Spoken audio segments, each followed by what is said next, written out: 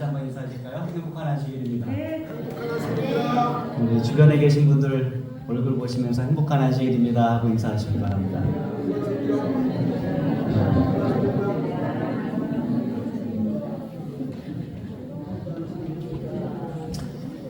아름다운 특창을 준비해준 찬솔이와 선미와 또 수아에게 감사를 드립니다. 참 아름다운 특창이었죠? 네, 우리에게 주님의 아름다움에 대하여 다시 한번 참여해 주셔서 감사합니다. 교회 소식을 좀 전해드리겠습니다. 여러분 둘러보시면 아시겠지만 교회 빈자리가 너무 많아요. 그죠? 편찮으신 분들이 많습니다. 우리 백연수 장로님 댁에서 아직도 요양하고 계신데 많이 좋아지셨어요. 그 워커를 잡고서 이렇게 걸으시기도 하고 이렇게 좋아지셨습니다. 더 좋아지시길 위해서 기도해 주시고요. 오해식 장로님은 그러나 또 허리가 안 좋아지셔서 병원에 입원하셨습니다. 병원에 입원하실 때 이종문 장로님께서 많이 도와주셨어요. 또 강영순 집사님께서 코로나에 걸리셨어요. 그래서 출석 못하고 계십니다. 지난 안식일에 아들이 꽤 오랫동안 교회를 쉬다가 교회에 나갔다고 너무나 감사하다고 오늘 떡을 내시거든요. 그런데 오늘 또 집사님 못 나오세요. 그래서 여러분들 위해서 좀 기도를 좀 해주시기 바랍니다. 그 외에 또 차성석 장로님, 김득기 집사님 가정은 또 기본교리 골든벨 28 골든벨 참석차 서울에 있는 서울 삼육중앙교회에 출석하고 계십니다. 이래저래 우리 성도님들이 많이 빠졌습니다. 또 구원인의 식구가 3명이 또 빠지다 보니까 상당히 많이 비어 보입니다. 그렇죠? 우리 모든 분들이 다 회복되셔서 다 같이 와서 우리가 함께 하나님 앞에 찬양하고 예배드릴 수 있도록 기도드려 주시기 바랍니다. 지난주에는 행사가 좀 많이 있었습니다. 일요일날 우리 걷기 소그룹반 주관으로 계족산 등산이 있었습니다. 많은 분들이 오셨어요. 한 16분 정도 오셔서 함께 좋은 시간 보냈는데 오고 가는 차 안에서 찬미 부르시고 도착하셔서 음식을 풀어놓는데 어떻게 그렇게 많이 가지고 오셨는지 상당히 많은 음식을 가지고 오셔서 우리가 함께 즐거운 시간을 보냈습니다. 꽃도 피어있고 날씨도 좋았고 또 이야기도 나누고 상당히 좋은 시간이었습니다. 근데 같은 날 행사가 겹쳤습니다. 교회 관리부 주관으로 여러분들 오늘 아침에 들어오시면서 보셨죠? 예, 그 교회 주차장 옆 화단을 아주 반을 잘라서 줄였습니다. 차가 드나들기가 너무나도 편해졌습니다. 하루 종일 수고하셨어요. 저희가 등산을 갔다가 왔는데도 여전히 일을 하고 계셨습니다. 많은 고생들을 하셨습니다. 특별히 그 큰 소나무 2그루를 그쪽에서 뽑아갖고 이쪽 교회 뒤편으로 옮기는데 아주 큰 애를 쓰셨어요. 그리고 거기를 또 시멘트 콘크리트로 다 메꾸시고 또 화단도 정리하시고 하느냐고 참 고생 많으셨습니다. 감사드립니다. 지난 목요일에는 음향 장비 점검이 또 한 차례 있었습니다. 소리가 많이 좋아졌죠? 네, 소리가 상당히 많이 좋아졌습니다. 그리고 어제 금요일에는 또 차량 진입로에 새로운 나무 6그루를 심었습니다. 지난 한 주간 동안에 상당히 교회에 많은 일들이 있었습니다. 계속해서 우리 교회를 아름답게 꾸며가도록 더 좋은 교회로 만들어가기 위한 우리 성도님들의 노력과 또 하나님의 인도하심에 감사를 드립니다. 우리 교회 건축표와 함께 외치겠습니다. 제가 하얀색 글씨를 여러분들이 검은색 글씨를 외쳐주십시오. 주 안에서 한마음 한뜻 모아 다시 한번 하겠습니다. 주 안에서 한마음 한뜻 모아 아멘. 지난 2주간에 드려진 우리 교회 건축 헌금에 대하여 소개를 좀 드리겠습니다. 3월 18일 안식일에는 4분이 헌금을 하셨는데 총 137만 원의 헌금을 드려주셨습니다. 3월 25일에는 4분이 또 헌금을 하셨는데 총 170만 원의 헌금을 드려주셨습니다. 건축 헌금만 말씀드린 것입니다. 계속해서 헌금해 주신 우리 성도님들께 감사를 드리고 하나님께서 크게 축복해 주시기를 간절히 바랍니다. 지난 월요일날 합회에서 2억이 들어왔습니다. 그래서 목요일날 3인 종합건설로 2억을 보냈습니다. 음향장비 마지막 잔액 500만 원을 또 금요일날 아침에 목요일날 저녁일까요? 저희가 송금을 했습니다. 남아있는 부채가 7억 8천여만 원 정도 됩니다. 약 6억의 돈을 우리가 올 연말에 3인 종합건설에 보내주어야 하고요. 우리가 현재 가지고 있는 부채가 1억 8천여만 원 정도 됩니다. 그것은 이제 대출로 가지고 있는 것입니다. 그러나 여러분 너무 조급하게 생각하지 마시고 차근차근 하나님 안에서 우리가 이 돈을 갚아가게 되기를 간절히 바랍니다. 하나님께서 이 성전을 짓게 하셨습니다. 하나님께서 모든 우리가 부채를 다 갚을 수 있도록 또한 우리를 축복하실 줄 믿습니다. 그래서 너무 급하게 생각하지 마시고, 그러나 또 너무 조급해하지 마시고, 우리가 이 일을 조금씩 하나님 앞에서 갚아감으로 또 하나님께 영광을 돌리고, 그 과정 속에서도 우리가 하나님 앞에 크게 감사하는 일들이 많이 일어나게 되기를 간절히 바랍니다. 상가교회 건물 소식입니다. 어느 개신교회 목사님이 상가교회 건물을 보러 오셔서 상당히 만족해 하시면서 계약을 하기를 원하셨었는데 아직 소식이 안 들려오는 거 보니까 완전히 이루어진 것 같지는 않습니다. 여러분들의 기도가 좀 필요합니다. 잘 이루어져서 또 우리가 매달 한 50만 원에서 70만 원가량의 관리비를 그 상가교회를 위해서 내고 있거든요. 거기만 나가도 우리가 많은 또 헌금을 세이브할 수 있습니다. 여러분들 기도해 주시기 바랍니다. 자, 이제 로마서 8장 33절과 34절에 있는 말씀을 읽겠습니다. 제가 33절, 여러분 34절 읽어주십시오.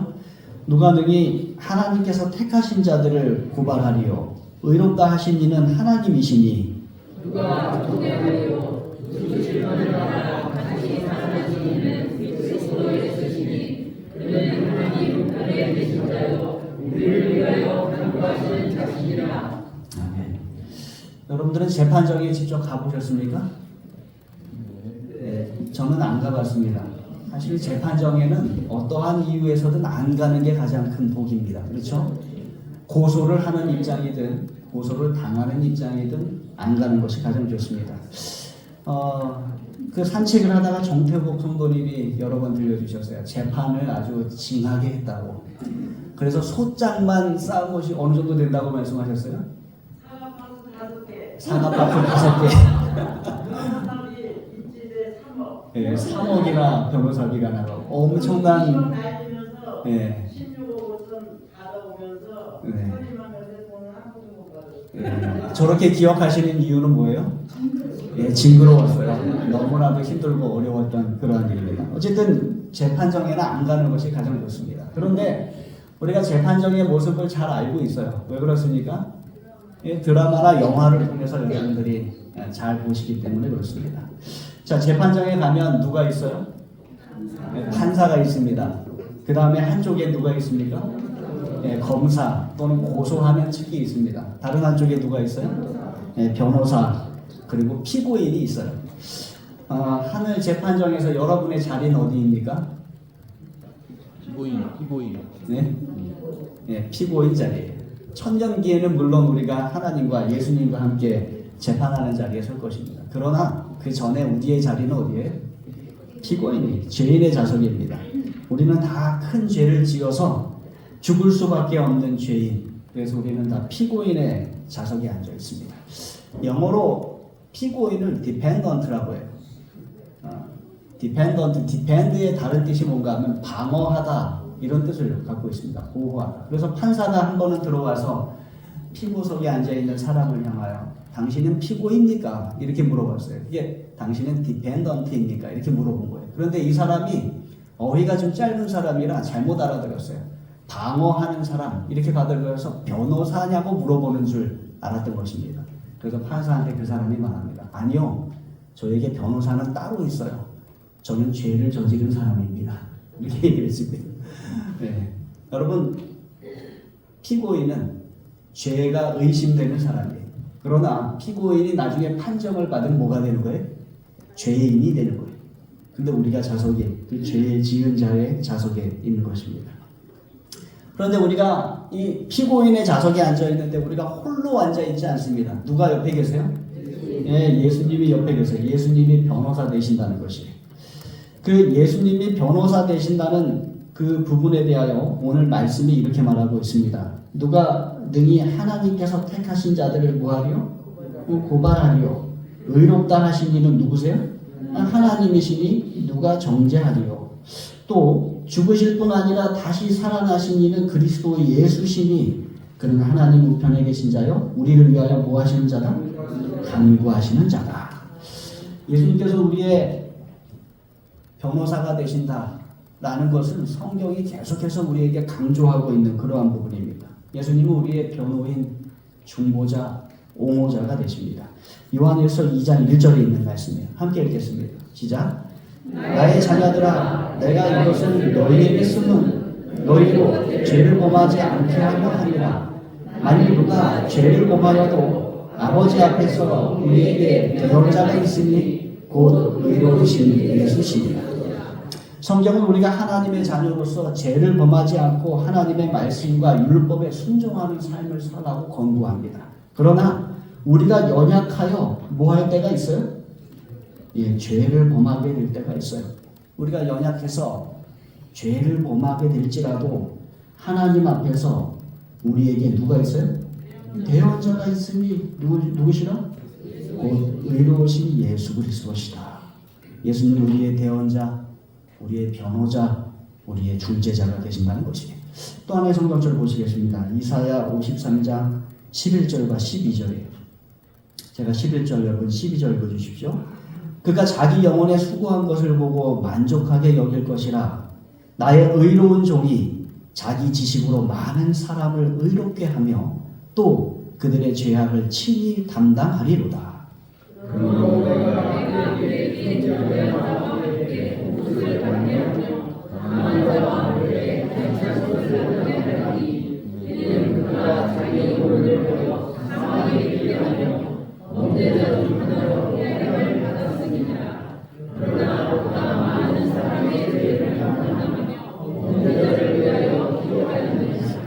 이사야서에 나온 메시아에 대한 예언, 예수님에 대한 예언이에요. 예수님은 자기 영혼에 수고한 것을 보고 만족하게 여기시게 될 것입니다. 그분은 하나님의 의로운 종으로서 자기 지식으로 많은 사람을 의롭게 하고 그들의 죄악을 친히 담당할 것이었습니다. 그래서 하나님께서는 그를 존귀한 자와 함께 있게 하시고 강한 자와 함께 있게 하실 것입니다. 다시 말하면 하나님께서는 예수님을 존귀하게 하실 것이고 예수님은 강한 자, 탈취한 것을 나누는 승리자의 자리에 함께 하실 것이라는 것입니다. 그 이유는 예수님께서 자기 영혼을 버려서 사망을 당하셨고 범죄자 중에 하나로 헤아림을 받으셨기 때문이에요. 그렇게 해서 무엇을 이루셨는가? 그가 많은 사람의 죄를 담당하셨고 범죄자를 위하여 뭐 하셨어요? 기도하셨다. 그래서 예수님은 그렇게 존귀 여김을 받으시고 승리자의 자리에 앉으실 것이다. 이렇게 말씀하는 것입니다. 여기서 초점을 맞추고 싶은 부분은 뭐예요? 예수님은 많은 사람의 죄를 담당하시고 범죄자를 위하여 기도하시는 우리의 중보자, 변호자, 옹호자가 되신다는 것입니다. 근데 사실 예수님께서 하신 이 중보 사역과 중보 기도는 하나님께 중요합니다. 어떻다고요? 예수님의 중보 사역과 중보 기도는 누구에게 중요해요? 하나님께 중요해요. 네. 왜 그런가? 시편에 있는 말씀입니다. 시편 103편 10절로 14절에 있는 말씀. 제가 짝수절, 여러분 홀수절 읽어주십시오. 우리의 죄를 따라 우리를 처벌하지는 아니하시며 우리의 죄악을 따라 우리에게 그대로 갚지는 아니하셨으니 이는 그들이 땅에서 돌아가지 그들의 동의하는 자에게 동이 서에서 먼 것 같이 우리의 죄과를 우리에게서 멀리 옮기셨으며 아버지가 자신을 의인이 여긴 같이 여호와께서는 자기를 동의하는 자를 의인이 여기시나니 14절 함께 읽습니다. 시작. 이는 그가 우리의 체질을 아시며 우리가 단지 먼지뿐임을 기억하시리라. 하나님은 우리의 죄를 따라 우리를 처벌하기를 원치 아니하시는 하나님이세요. 하나님은 우리의 죄악을 따라 우리에게 그대로 갚기를 원치 아니하시는 하나님이세요. 하나님은 그 인자하심이 크십니다. 하늘이 땅에서 높음같이 그 인자하심이 크세요. 그래서 하나님은 동이 서에서 먼 것 같이 우리의 죄과를 우리에게서 멀리 옮기기를 원하시는 하나님이십니다. 하나님은 아버지가 자식을 긍휼히 여김같이 하나님은 우리를 긍휼히 여기시는 분이세요. 하나님은 무엇보다도 우리의 체질을 아세요. 우리가 단지 먼지같이 연약한 존재임을 하나님은 아십니다. 하나님은 구원하기 원하시는 하나님이세요. 우리를 창조하신 하나님, 죄로 말미암아 우리를 잃어버렸지만 우리를 구원해서 다시 하나님의 백성으로 삼기를 원하시는 것이에요. 그러한 하나님께 뭐가 중요한 거예요?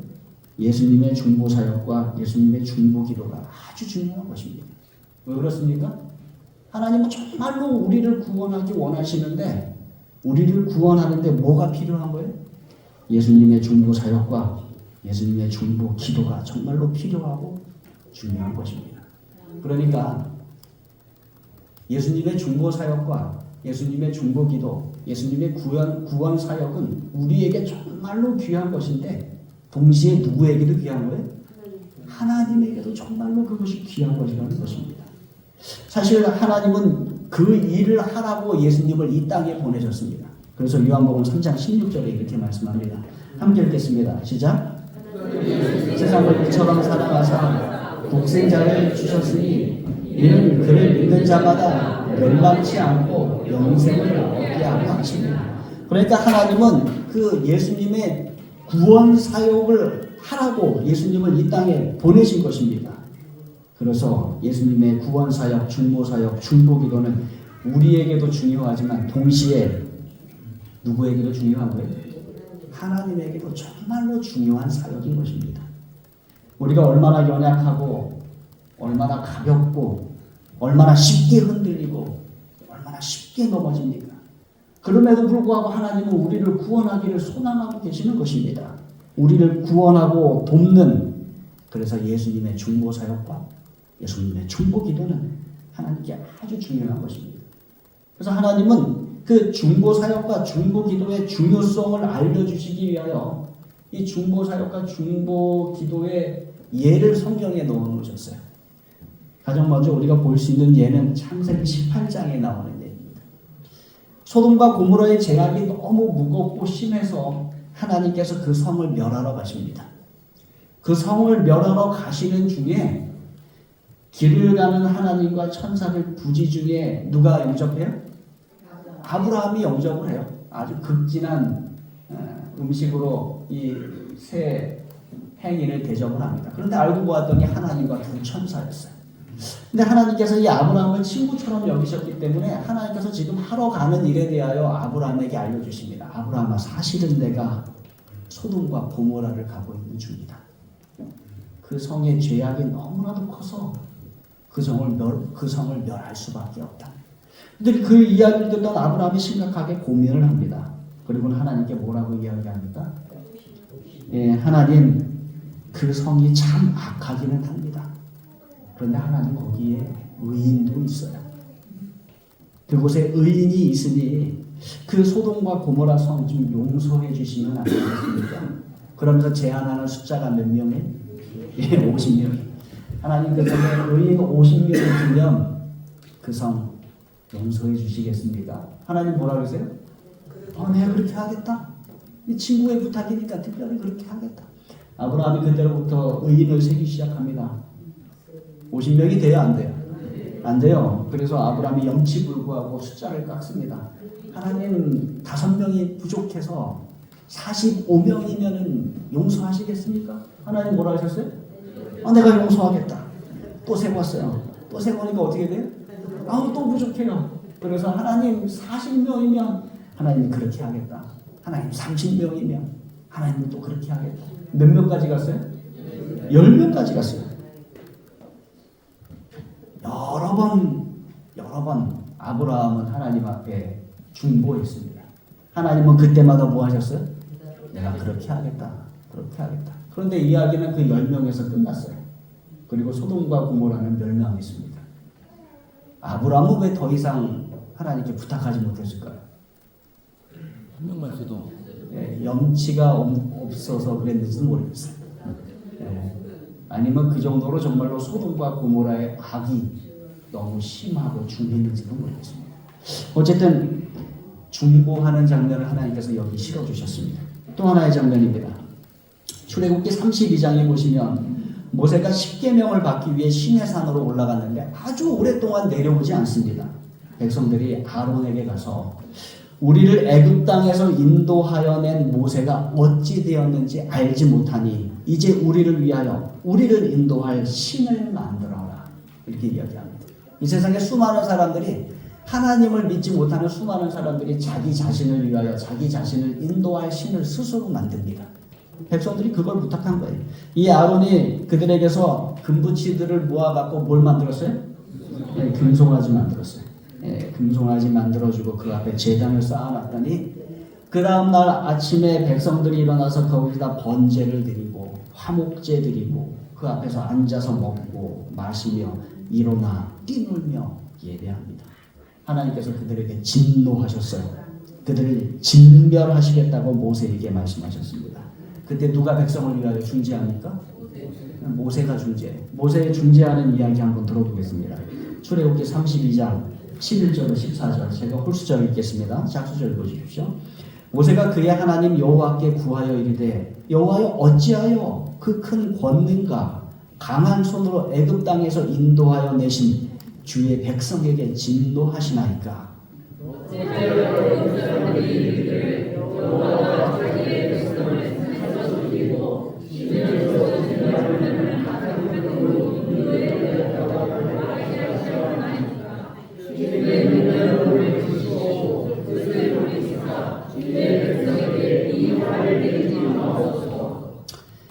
주의 종 아브라함과 이삭과 이스라엘을 기억하소서. 주께서 그들을 위하여 주를 가리켜 맹세하여 이르시기를 내가 너희의 자손을 하늘의 별처럼 많게 하고 내가 허락한 이 온 땅을 너희의 자손에게 주어 영원한 기업이 되게 하리라 하셨나이다.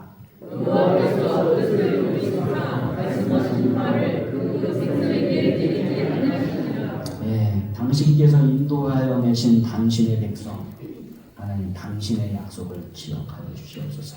모세가 말을 참 잘합니까? 여기 말씀 보니까 말을 참 잘해요. 그죠? 네.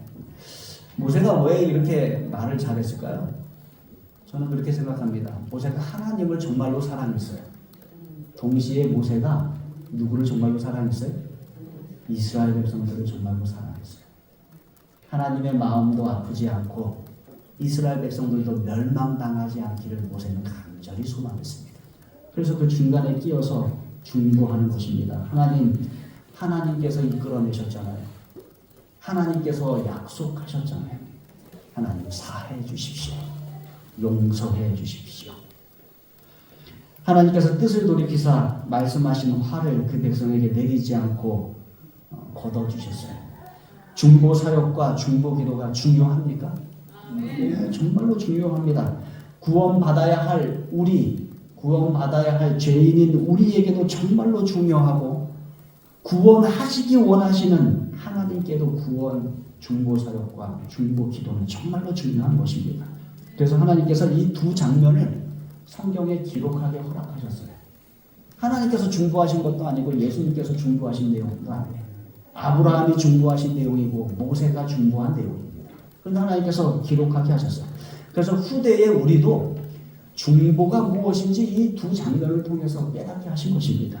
그런데 여러분, 중보 사역과 중보 기도에 대해 우리가 기억해야 할 또 하나의 사실이 있습니다. 그것은 함께 있습니다. 시작. 중보 기도는 구원받을 자격이 없는 사람들을 위해 행해진다. 예, 중보 사역과 중보 기도는 구원받을 자격이 없는 사람들을 위해서 행해진다는 것입니다. 죄악이 컸던 소돔과 고모라는 구원받을 자격이 전혀 없는 곳이었어요. 자신들을 애굽에서 인도하여 낸 여호와 하나님을 버리고 금송아지 우상을 만들어 섬긴 이스라엘 백성들도 구원받을 자격이 전혀 없는 사람들이었어요. 그들은 모두 다 죽어 마땅한 죄인들이었어요. 그럼에도 불구하고 아브라함은 소돔과 고모라를 위해 중보했고 모세는 이스라엘 백성들을 위해서 중보했습니다. 중보 기도는 구원받을 자격이 없는 사람들을 위해서 행해지는 것입니다. 예수님께서는 전혀 구원받을 자격이 없는 저와 여러분을 위해 중보 사역을 행하셨고 중보 기도를 드리셨으며 지금도 여전히 중보기도를 드리고 계시는 여러분 기억하시기 바랍니다. 그래서 히브리서 성경은 이렇게 우리에게 기록하고 있습니다. 히브리서 10장 19절로 22절입니다. 제거 홀수절 여러분 짝수절 읽어주십시오. 그러므로 형제들아 우리가 예수의 피를 힘입어 성소에 들어갈 담력을 얻었나니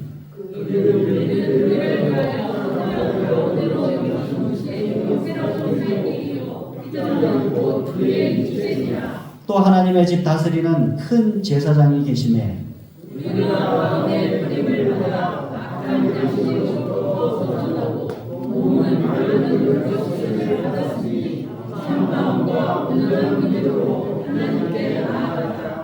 예, 사도 바울은 우리에게 이야기합니다. 그러므로 형제들아 우리가 하나님께 나아가자.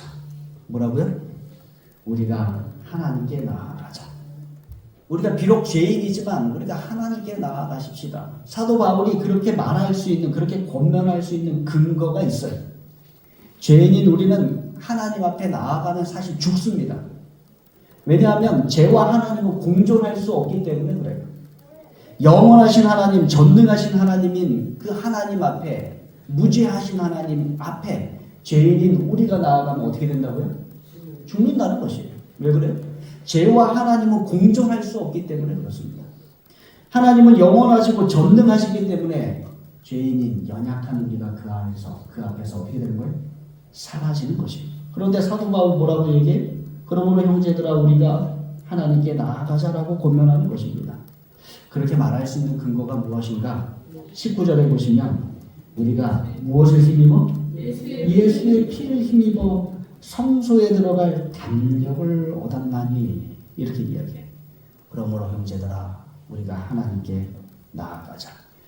이스라엘 백성들은 출애굽 이후에 하나님께서 명령하셔서 그들 그 진영 한가운데 성막을 가지고 있었습니다. 예.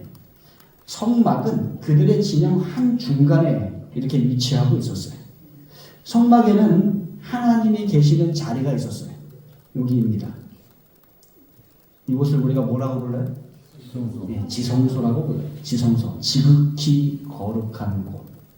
그런데 하나님께서 거하시는 이 성막이 그들의 진영 한가운데 있었지만 일반 백성들이 들어갈 수 있는 자리는 여기까지였습니다. 여기서 들어가고 여기까지만 들어갑니다. 이 옆에서 양을 잡았어요. 그러면 그때로부터는 이제 누가 들어가요? 제사장이 들어가요. 여기 그 일반 백성이 칼로 잡은 양에게서 피를 받아서 그 피를 가지고 여기까지 들어갑니다. 첫째 칸까지. 네, 제사장이 여기에 들어갈 수 있는 것입니다. 그러나 반드시 무엇이 있을 때야만 들어갈 수 있어요? 네, 어린 양의 피가 있을 때에만 들어갈 수 있는 것입니다. 네. 자, 이 제사장들도 어디는 들어가지 못해요?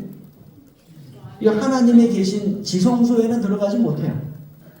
이 지성소에는 1년에 단 하루, 단 한 명만이 들어갈 수 있습니다. 누가 들어갈 수 있어요? 대제사장. 네. 그것도 대속죄일 1년에 단 하루에 하나님의 허락을 받아 피를 가지고 그 장소에 들어갈 수 있어요. 그러니까 이 지성소 하나님께서 계신 자리는 아무도 들어가지 못하는 거예요. 단 하루, 단 한 명 하나님의 허락하에 그 가운데 들어가는 것입니다. 그런데 예수님께서 십자가 위에서 몸이 찢겨서 돌아가실 때 그 성소와 지성소를 가로막고 있던 아주 두꺼운 휘장이 찢어졌어요. 위에서부터 아래로 찢어졌어요. 위에서부터 아래로 찢어졌다는 것은 누가 찢으셨다는 거예요? 하나님께서 찢으셨다는 거예요. 그리고 그 후로는 누구든지 제사장이든 대제사장이든 일반 백성이든 누구든지 하나님께 직접 나아갈 수 있게 된 것입니다. 단 예수 그리스도의 피를 힘입어 나아갈 수 있게 된 것입니다. 그래서 사도 바울은 뭐라고 말하는 거예요? 그러므로 형제들아 우리가 하나님께 나아가자라고 이야기하는 것입니다.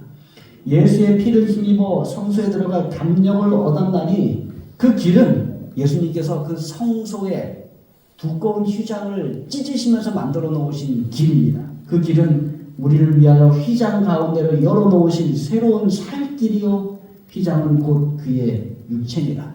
예수님께서 십자가에 달리셔서 당신의 육체가 찢어지실 때 그 휘장도 같이 찢어진 것입니다. 또 하나님의 집 다스리는 큰 제사장이 계심에 우리가 마음에 뿌림을 받아 악한 양심으로부터 벗어나고 몸은 맑은 물로 씻음을 받았으니 이 침례를 말하는 것입니다. 침례를 받았으니 참 마음과 온전한 믿음으로 하나님께 나아가자. 그러니까 우리는 다 구원받을 자격이 없는 사람들이었지만 예수님의 십자가 위에서의 구원사역과 중보사역과 중보기도를 통하여 다 구원을 받고 하나님 앞에 담대히 나아갈 수 있는 자가 되었다는 것입니다. 그러니까 예수님의 중보사역과 중보기도가 얼마나 귀하고 중요하겠습니까? 중보기도는 구원받을 자격이 없는 사람들을 위해 행해지는 것입니다. 그런데 동시에 그 사역은 하나님께 정말로 중요한 것입니다. 왜 그래? 하나님은 죄인들을 구원하기를 정말로 소망하고 계시기 때문에 그래요. 그렇기 때문에 예수님의 중보사역과 중보기도가 정말로 중요한 것입니다. 그래서 예수님께서 십자가에 달리신 이후에 하나님께서 성경에 보면 하나님께서 예수 그리스도를 높이셨다라는 말이 자꾸 나와요. 하나님께서 예수 그리스도를 높이사. 왜 그럴까요? 여러분 우리가 예수 그리스도를 높입니까? 우리는 왜 예수 그리스도를 높여요? 예, 우리가 구원을 받았기 때문에 그래요. 예수 그리스도의 구원 사역과 중보 사역과 중보 기도를 통하여 우리가 구원을 받았기 때문에 우리는 예수 그리스도를 높이는 것입니다. 그렇다면 왜 하나님께서는 예수 그리스도를 높이십니까? 하나님께서 소망하시는 일, 하나님께서 원하시는 일, 우리 인간의 구원을 이룰 수 있도록 예수 그리스도께서 이루셨기 때문에 십자가에서 이루시고 중보 사역을 이루시고 중보 기도를 이루셨기 때문에 하나님께서 예수 그리스도를 높이시는 것입니다. 여러분 여기서 우리가 기억해야 될 한 가지가 더 있습니다. 그것은 뭔가 하면 예수님의 중보 사역과 중보 기도는 뭐하다? 강하다는 것입니다. 아주 강합니다. 성경 교동문에 우리가 읽은 말씀 다시 한번 읽도록 하겠습니다. 31절로 39절 제가 홀수절 여러분들이 짝수절 읽으십시오. 그리고 예수님의 그 중보 사역과 중보 기도가 얼마나 강한지, 예수님의 사랑이 얼마나 강한지, 하나님의 사랑이 얼마나 강한지 한 구절 한 구절 느끼시면서 읽어주시기 바랍니다. 제가 홀수절 읽습니다. 그런즉 이 일에 대하여 우리가 무슨 말 하리요? 만약 하나님이 우리를 위하시면 누가 우리를 대적하리요?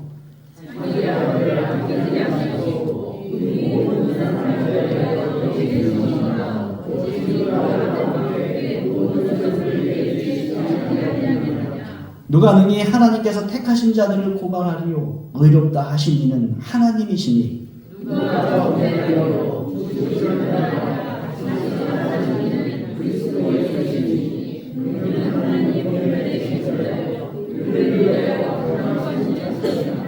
누가 우리를 그리스도의 사랑에서 끊으리요? 환난이나 곤고나 박해나 기근이나 적신이나 위험이나 칼이랴.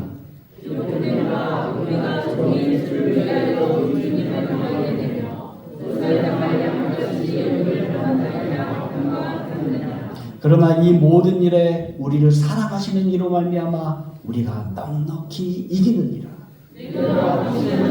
사망이나 생명이나 재산이나 권세자들이나 현재이나 장래이나 운명이나 39절 함께 읽습니다. 시작.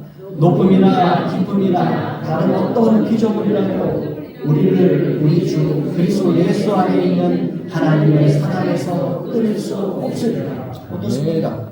예수님의 구원 사역과 중보 사역과 중보 기도가 정말로 강합니다. 그 누구도 그 무엇도 우리를 그리스도의 사랑에서 끊을 수 없어요. 그 누구도 그 무엇도 우리를 우리 주 그리스도 예수 안에 있는 하나님의 사랑에서 끊을 수 없다는 것입니다. 예수님의 중보 사역과 중보 기도는 어때요? 강합니다. 아주 강해요. 여러분 우리가 이 세상을 살다 보면 힘없이 연약해질 때가 있어요. 어렵고 막막할 때가 있어요. 어떨 때는 기도도 잘 안 나올 때도 있어요. 구원의 확신마저 흔들릴 때가 있어요. 그러나 여러분 기억하시기 바랍니다. 예수님의 중보 사역과 중보 기도는 강합니다. 흔들리지 않습니다. 그 누구도 그 무엇도 우리를 하나님의 사랑과 그리스도의 사랑에서 끊을 수 없음을 여러분 기억하시기 바랍니다. 우리의 구원받을 자격 전혀 없는 우리이지만 예수님은 그러한 우리를 위하여 중보 사역을 행하셨고 지금도 우리를 위하여 중보 기도를 올리고 계십니다. 그리고 그러하기 때문에 하나님께 그 사역이 정말로 중요한 것입니다. 어렵고 힘들 때 확신을 가지고 나아가십시다. 우리에게는 우리를 위하여 간구하시는 예수님이 계십니다. 기억하시기 바랍니다. 복음교역자에 있는 말씀 읽어드리겠습니다. 그분께서는 이 세상에 있는 시험에 굴복하기 쉬운 이들을 생각하고 계신다. 그분께서는 우리 각자를 생각하고 계시며 우리의 모든 필요를 아신다. 시험 받을 때에 그분께서 나를 돌보시며 나를 위해 간구하시며 나를 사랑하시며 나를 위해 죽으셨다고 말하라. 아멘. 힘든 시절이 있으십니까? 말씀하시기 바랍니다. 그분께서 나를 돌보시며 나를 위해 간구하시며 나를 사랑하시며 나를 위해 죽으셨다. 예수님 재림하시는 그날까지 이 확신 속에 살아가며 변화되는 삶을 경험하는 저와 여러분들에게 바라면서 말씀을 마치겠습니다. 아멘.